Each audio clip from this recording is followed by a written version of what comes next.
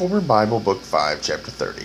What if? Could this be referring to the invasion of Israel by Babylon? MAN 30:17. Strange bowmen have entered the Red Lands, and they spoil the people.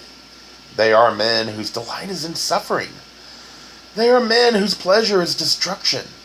They tear down but do not build. The roads are covered and the water channels opened. The craftsman no longer interests himself in his craft, for that which he makes is taken away. He who reaps does not store the corn, while he who is without a plow never lacks a full storehouse. The harvests go unrecorded, and he who toils not eats with he who has labored at the ingathering. The man without cattle eats meat, while he who owns them eats herbs. The waters rise and fall away from the land, but none plows or sows, for men say, the events of tomorrow are unknown, and who knows what man will reap where we have plowed and sown. MAN 30:18.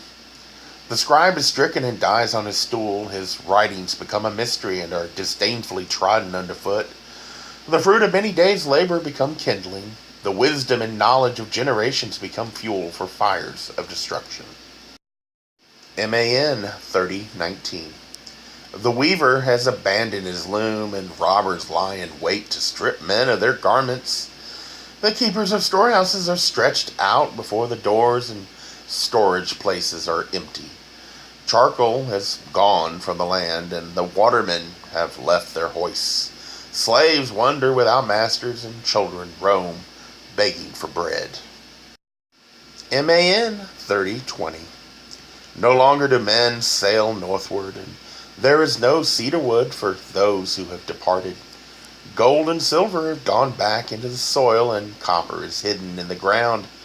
Ships that leave return no more. The roads are places of danger, and he who journeys with goods reaches a strange destination. He who is unarmed or undefended becomes the plaything of brutal men. MAN 30:21. They who rob become lords, and they who once ruled with riches wander in rags. Chests of ebony wood are smashed open, and fine furniture is broken and burned. No man possesses vases or things of metal. No door is closed, and no dwelling secured. The mysteries of the temples have been taken away. 30:17 mentions the Red Lands, and that sounds more like an Egyptian reference. But I believe their land was called the Black Land due to the black mud that came from the Nile. It was definitely an invasion with chaos that seems to last, as if those who took over were not interested in taking charge, just taking what they could. 30:18, it's a mention of the scribe. It sounds like an attempt to wipe out any of the information that would handle the culture at the time and force the beliefs of the invaders on the inhabitants, much along the lines of the destruction of the Maya books by the Catholic Church, representative when he discovered some still follow the old ways. In short, book burning.